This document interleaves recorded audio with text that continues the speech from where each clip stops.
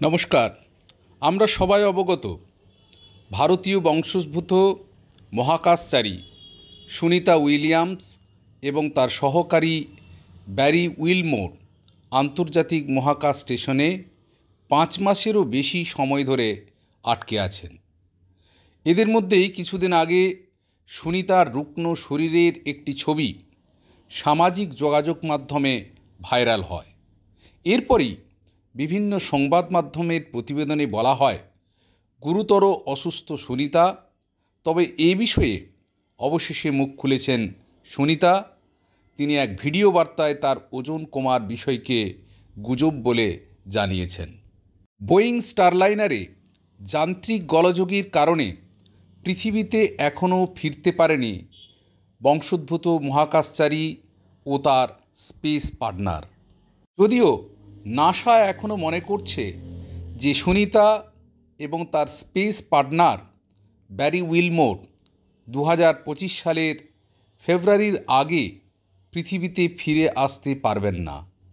এদিকে নাসার মুখপাত্র জিমি রাসেল আশ্বস্ত করেছেন আইএসএস এর সমস্ত মহাকাশচারী নিয়মিত ট্রিটমেন্ট পেয়ে থাকেন। ফ্লাইট সার্জনরা তাদের দিকে নজর রাখে, তাদের শরীর ভালো আছে।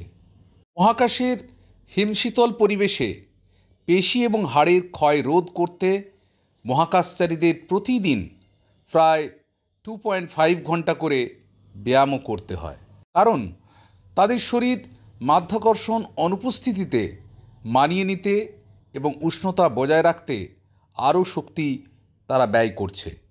গত জুন মাসে 8 দিনের মিশনে বোয়িং স্টারলাইনারে চড়ে মহাকাশে পাড়ি দেন সুনিতা উইলিয়াম এবং তার স্পেস পার্টনার।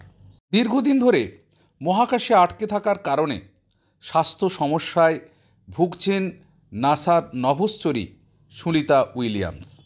সময়ের বিরুদ্ধে লড়াই সুনিতার। মহাকাশে বসে দিচ্ছেন অগ্নি পরীক্ষা।